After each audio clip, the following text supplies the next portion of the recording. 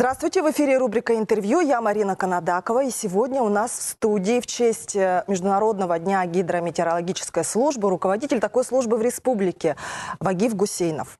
Здравствуйте, Вагиф Аббасович. Здравствуйте. Скажите, пожалуйста, сейчас, конечно, все смотрят прогноз погоды в интернете, а вы сами пользуетесь такими данными? Видите, интернет у нас тоже есть свой сайт. Мы свой сайт смотрим, на чужие не заглядываем. А что бы вы посоветовали обывателям? Сегодня в интернете очень много сайтов, чуть ли только ленивый не пишет прогноз. Но прогноз погоды – это бренд. Потому что прогнозы всех интересуют. А под этот прогноз любые рекламы, любые вопросы.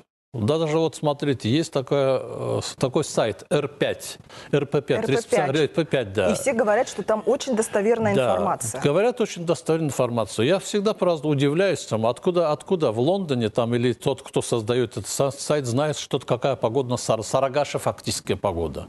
Понимаете? Или то же самое в Верхней Базе. В этих сайтах, которые информация публикуется, где-то маленькими буквами в самом низу, в левом углу написано «Информация для частного пользования». Не для принятия управленческих решений. Для принятия управленческих решений только пользуются информацией официальной, то бишь государственной гидрометеорологической службой. То бишь нашей.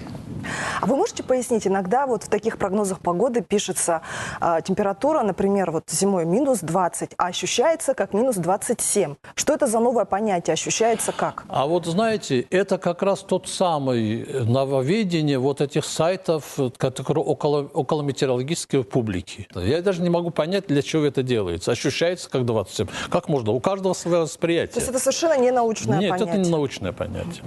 Расскажите, пожалуйста, о гидрометеорологической службе в нашей республике. Сколько там специалистов работает и насколько это сейчас технически оснащенная служба или есть определенные проблемы?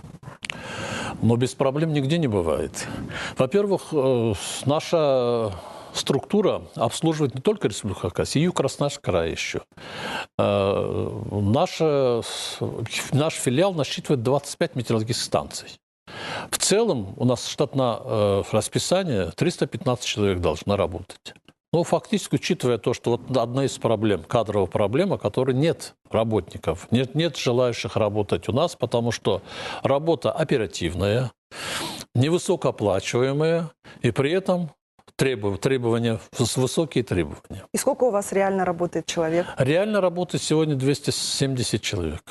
На вот этих 25 станциях. Да. А это не только 25 станций. У нас, кроме 25 станций, более 60 гидрологических постов еще есть. Метеорологические, агрометеорологические посты. У нас есть лаборатория по мониторингу окружающей среды. Есть аэрологическая служба. Ну, очень много народу у нас работает. Они больше разбросаны, конечно, основная часть разбросана по всей республике, по Юго-Красноярскому краю. Ну, у нас, как говорится, контора наша, управление здесь. И находится в городе Абакан, находятся только синоптики, служба синоптиков и комплексная лаборатория наша химическая. Ну, конечно, ваша служба сейчас имеет огромную актуальность, потому что именно вы проводите исследования воздуха и воды. Скажите, пожалуйста, по вашим данным все-таки, насколько чистая вода у нас в реках и насколько у нас действительно проблемный воздух вот в Абакано-Черногорском вот этом районе? Значит, по воде давайте начнем. Скажу вам, по водой у нас проблем нет. Есть небольшая тенденция загрязнения. Это исключить невозможно, потому что мы живем. У нас все-таки развиваемся. Сколько у нас открылись разрезы, столько работает. А река-то одна у нас. А вы имеете в виду реку Абакан, да? Я имею в виду реку Абакан. Она как питьевая вода, и для рыбохозяйственных целей она соответствует. ПДК не превышает. Вот сказать полностью, вот где-то она появляется выше ПДК по всем параметрам, такого нету. Есть, а по воздуху у нас проблемы есть. Особенно проблемы это вот Абаканско-Черногорский промысел. Скажу вам, с 2014 года, вот последние 5 лет, мы наблюдаем, значит, у нас в Черногорске постоянно высокое загрязнение, ежегодно отмечается. То есть это на основе ваших данных Черногорск входит в рейтинг самых грязных городов страны? Да, на основе Ваши наших. данные Кроме нас никто не наблюдает ничего. И самые достоверные, да? У вас для этого есть база? Да, у нас есть стационарный пост, который находится в Черногорске, также 2 поста в Абакане, Минусинский пост, наш пост работает, и в городе Саяногорск. Это стационарные посты, которые 3 раза в сутки отбирает пробу воздуха, определенные назначенные часы, независимо уже, это ничей заказ, ничей-то просьба. Это значит, мы делаем и будем делать.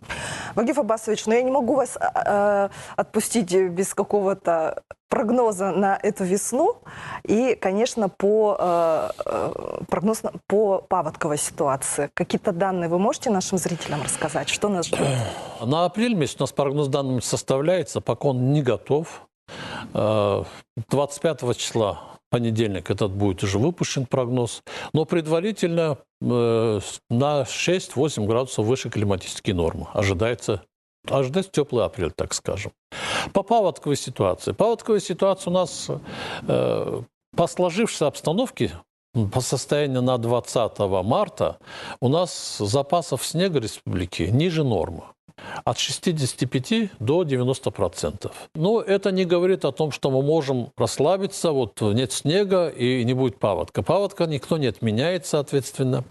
В зависимости от сложившихся метеорологических условий и интенсивное таяние снега, если совпадет у нас с дождями майскими, у нас основная фаза паводка – это конец мая, начале июня. Этот период, если совпадет это, значит, там ожидать надо уже более серьезное.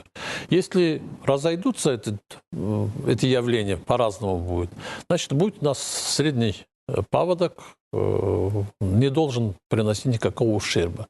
Спасибо вам за интервью, Вагиф Аббасович. И я хочу пожелать вашей службе, от которой на самом деле очень много зависит, на данные, которые ориентируются и службы спасения, и коммунальные службы, и службы жизнеобеспечения. Все это зависит от того, насколько точный прогноз вы дадите. И я желаю, чтобы служба ваша имела все необходимое для этого. И люди, и материально-техническое оснащение. И помните, что мы всегда, это самая востребованная информация, какой будет сегодня погода. Ну, спасибо большое. Я, пользуясь случаем, хотел бы поздравить всех наших работников, всех тех, кто имеет отношение к гидрометслужбе, наших ветеранов с наступающим праздником, профессиональным праздником. Пожелать всем крепкого здоровья, благополучия в семьях и хорошей погоды везде. А также хочу поздравить всех жителей республики с праздником Чилпаза. Спасибо. Всех благ. Спасибо вам.